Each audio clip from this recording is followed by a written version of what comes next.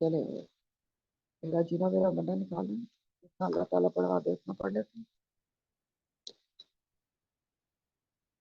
कुल इन्ना सलाती व नुसुकी व महयाया व ममाती लिल्लाहि रब्बिल आलमीन ला शरीका लह व बिज़ालिका उमिरतु व अना अव्वलुल मुस्लिमीन इंशाअल्लाह आमीन। जी तो क्या पढ़ रहे थे हम इसमें? मैम हुस्न खात्मा पढ़ा था और पढ़ रहे खौफ और थे उम्मीद हाँ। के साथ, और कुछ दुआएं पढ़ी थी हमने। हाँ और उसमें खात्मा अभी बाकी रहता है।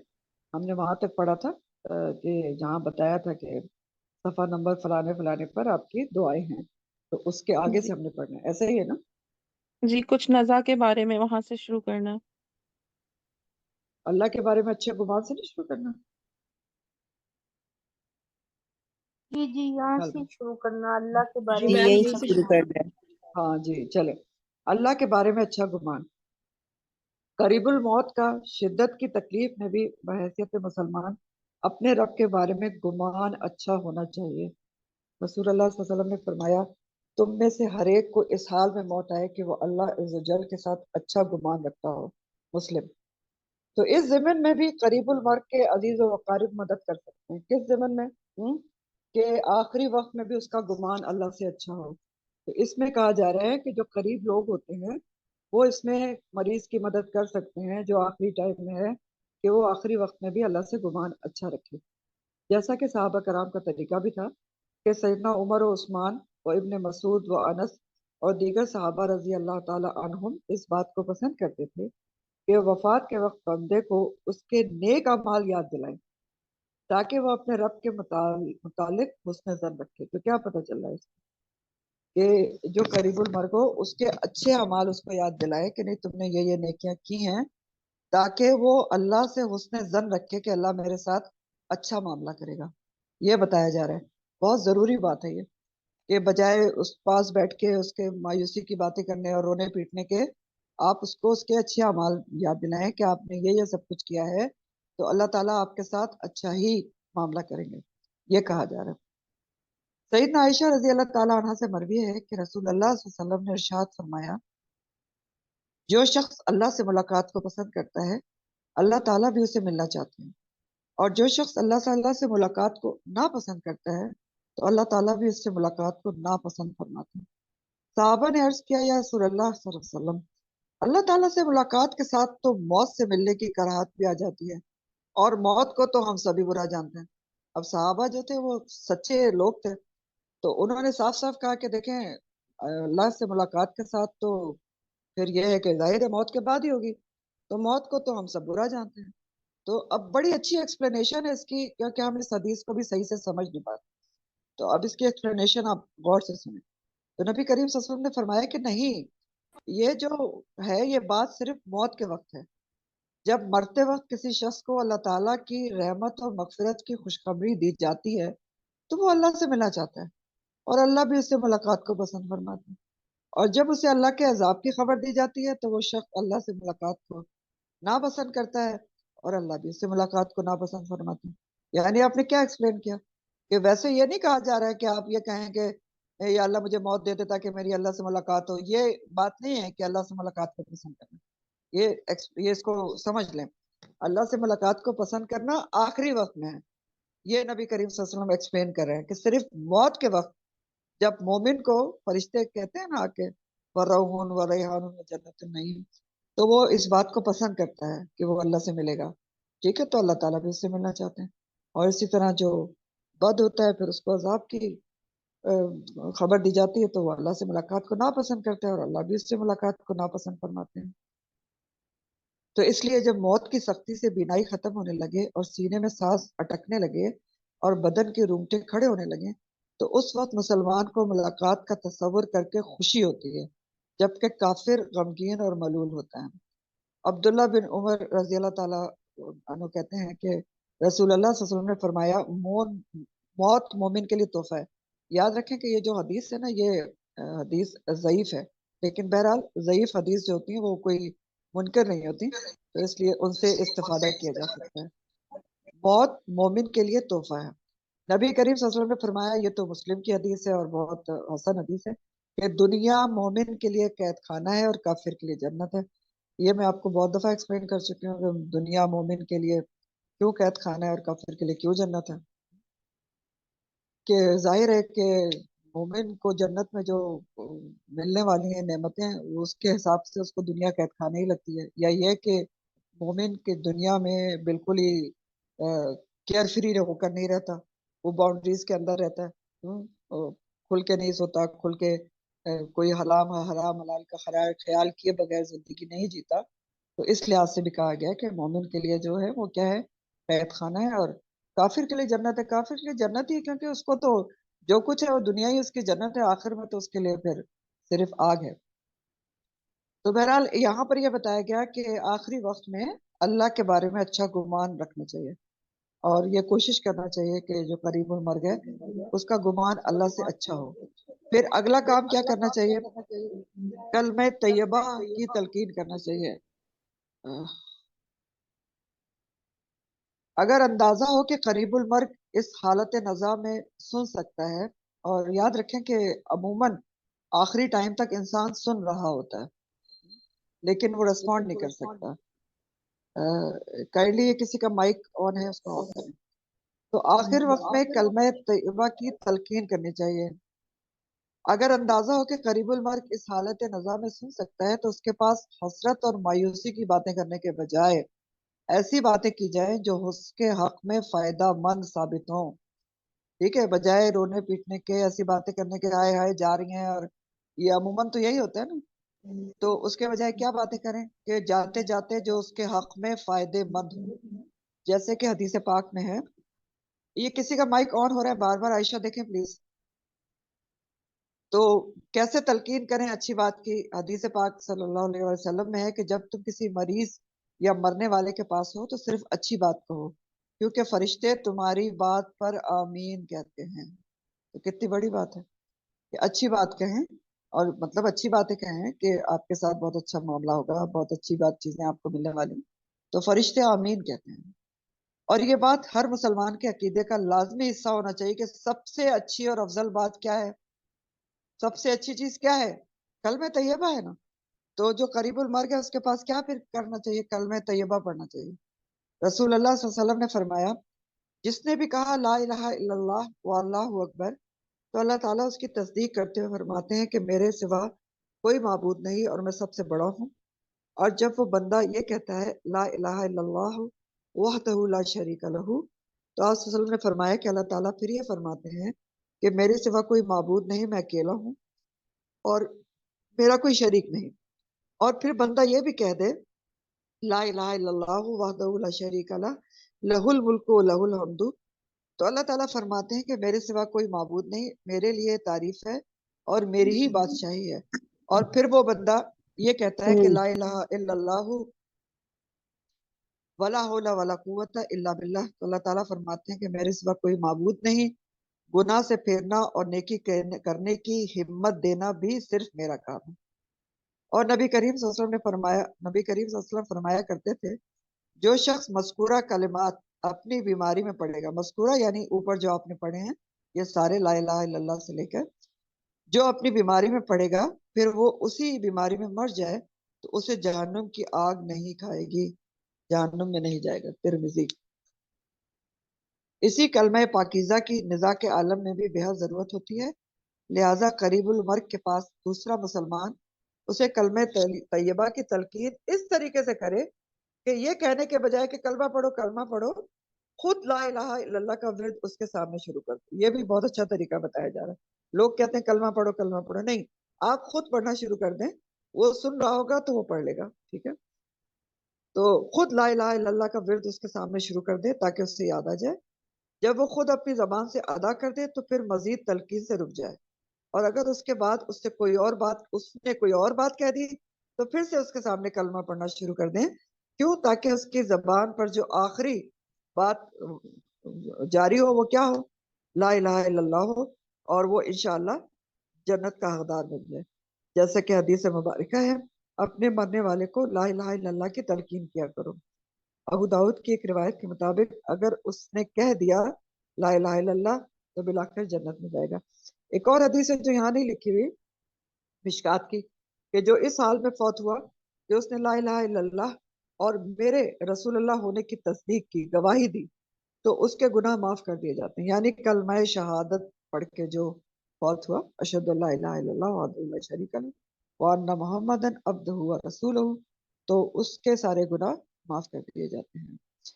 ایک اور حدیث رسول صلی اللہ علیہ وآلہ وسلم نے فرمایا اپنے مرنے والوں کو یہ سکھایا کرو، لا الہ الا اللہ الحلیم الکریم، سبحان اللہ رب العرش العظیم، الحمد للہ رب العالمین. اللہ کے سوا کوئی لائق عبادت نہیں، حوصلے والا سکی ہے، اللہ پاک ہے، بڑے عرش کا رب ہے، سب تعریفیں اللہ رب العالمین کے لیے. لوگوں نے پوچھا ہے اللہ کے رسول صلی اللہ علیہ وسلم یہ کلمہ زندوں کے لیے کیسا ہے؟ تو آپ صلی اللہ علیہ وآلہ وسلم نے فرمایا بہت اچھا ہے، بہت اچھا ہے. دو ناپسندیدہ مگر بہتر چیزیں. نبی کریم صلی اللہ علیہ وسلم نے فرمایا دو چیزوں کو آدمی ناپسند کرتا ہے. پہلی چیز موت ہے، حالانکہ موت مومن کے لیے فتنوں کے مقابلے میں بہتر ہے. دوسری چیز مال کی کمی ہے، حالانکہ مال کی کمی روز محشر آسان حساب کا سبب بنے گی. جتنی چیزیں کم ہوگی نا اتنا حساب آسان ہوگا، ٹھیک ہے. ورنہ تو آپ کو پتہ ہے نا، ثم لتسألن یومئذ عن النعیم، ضرور بالضرور تم سے روز قیامت ایک ایک نعمت کے بارے میں پوچھا جائے گا. تو جتنی نعمتیں ہیں پھر اتنی جواب دہی ہے. بہت امپورٹنٹ ہے یہ چیز بھی، یہ حدیث بھی، کہ آپ دیکھیں کہ جتنی کم نعمتیں ہیں، یعنی جتنی کم چیزیں جمع کی ہوئی ہیں اتنی کم ہماری سوال جواب ہے. پھر علامات ہے. اللہ تعالیٰ اپنے فرما بردار اور اطاعت گزار مومن بندوں پر موت کے وقت بھی کچھ ایسی علامات ظاہر فرما دیتے ہیں جنہیں دیکھ کر ان کا خاتمہ خیر پر ہونے کا اندازہ کیا جا سکتا ہے. اللہ کے رسول صلی اللہ علیہ وسلم کی طرف سے بتائی گئی ان نشانیوں یا علامات کے علاوہ کسی قسم کی نشانی سے کوئی اندازہ لگانا یا کوئی حتمی رائے قائم کر لینا ہمارے لیے جائز نہیں ہے.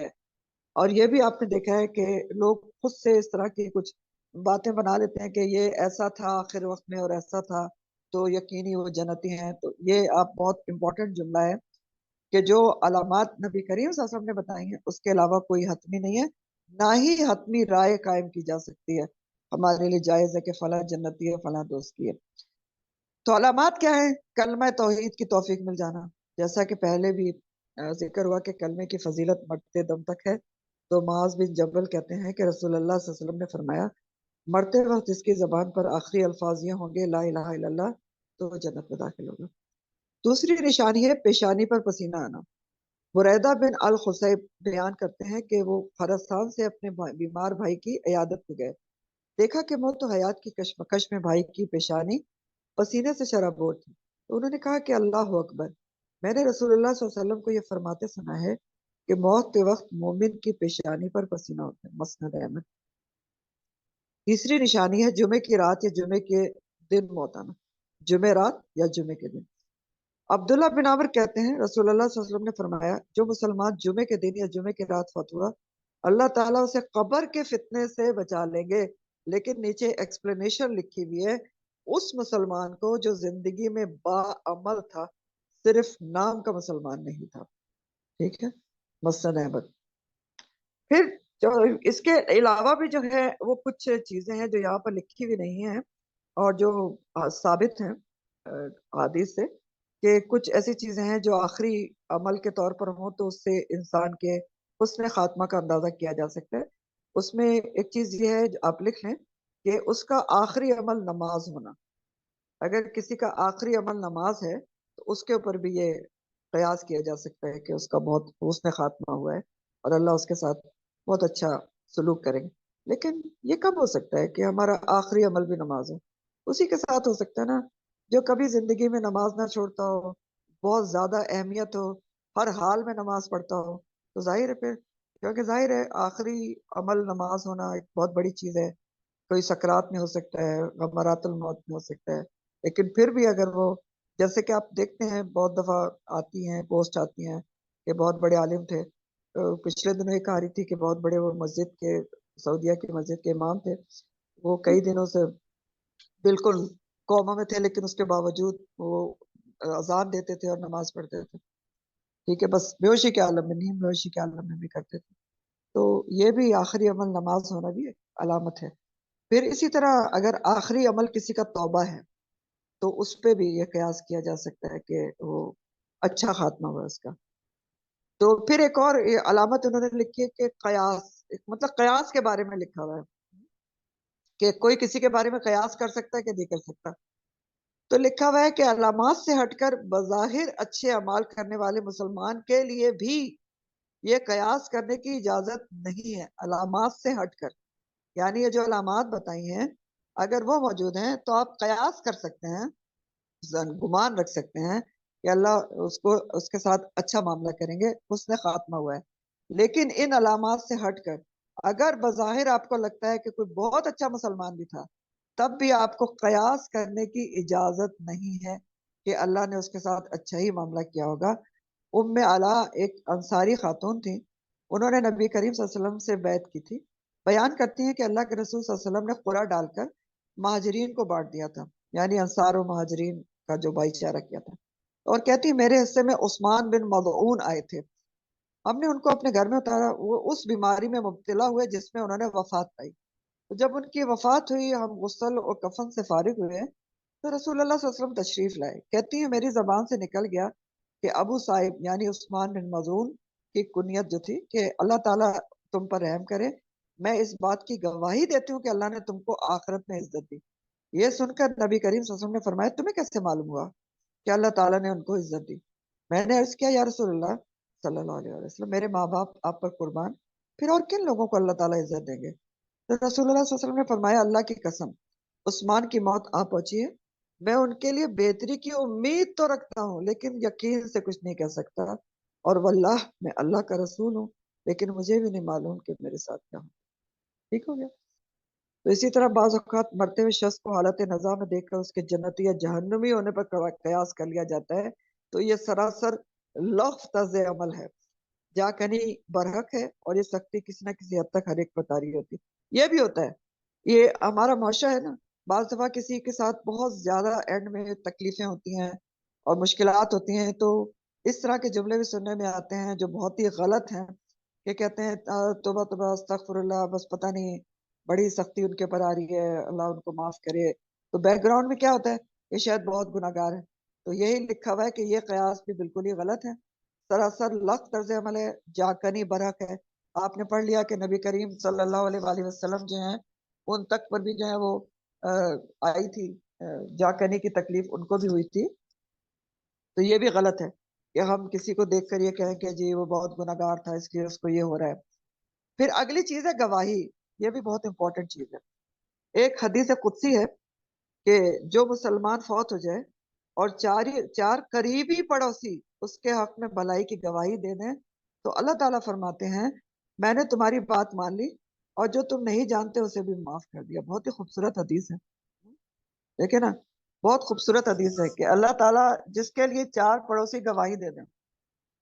ٹھیک ہے، اب پڑوسیوں کی گواہی کتنی امپورٹنٹ ہے آپ یہ دیکھ لیں کہ چار پڑوسی گواہی دے دیں کہ یہ بھلائی کی گواہی کہ ہاں یہ نیک تھی فلانی مرنے والی، امید ہے کہ آپ تو میرے حق میں گواہی دیں گے انشاءاللہ تعالیٰ. تو یاد رکھیے گا اس بات کو. تو بات یہ ہوتی ہے کہ جس کے حق میں چار پڑوسی بھی گواہی دے دیں تو اللہ تعالیٰ فرماتے ہیں میں نے تمہاری بات مان لی، جو تم نہیں جانتے اسے بھی معاف کر دیا. تو یہ بھی بہت بڑی بات ہے. اس سے ہماری سیکھنے کی بات کیا ہے کہ ہماری اگر اور پڑوس میں کوئی کسی کا انتقال ہو جاتا ہے، کچھ ہو جاتا ہے، تو ہم اچھے الفاظ اس کے لیے بولیں کہ بہت اچھی تھی، بہرحال اچھے الفاظ بولیں. تو اس کے لیے ہو سکتا ہے بہت بڑی بات ہو جائے کہ اللہ تعالیٰ اس کو معاف کر دیں. تو بہرحال بظاہر اچھے اعمال پر اللہ تعالیٰ نے کس کے ساتھ کیا معاملہ کرنا ہے یہ کوئی نہیں جان سکتا، اس پر انسانوں کی طرف سے قیاس آرائی کرنا منع ہے. بسا اوقات بظاہر تمام زندگی اچھے اعمال کرنے والا انسان کا آخری عمل اس کے لیے بدبختی کا سبب بن سکتا ہے. یہ اچھے اعمال کے ساتھ نیت میں اخلاص کی غیر موجودگی سے تمام کیا کرایا ضائع ہو سکتا ہے. واللہ عالم. رب سے ہم کلامی. عدی بن حاتم رضی اللہ تعالیٰ عنہ بیان کرتے ہیں رسول اللہ صلی اللہ علیہ وسلم نے فرمایا تم میں سے کوئی شخص ایسا نہیں جس سے اس کا رب بات نہ کرے گا، اور وہ بھی یوں کہ اس کے درمیان کوئی ترجمان نہ ہوگا اور نہ ہی کوئی حجاب ہوگا.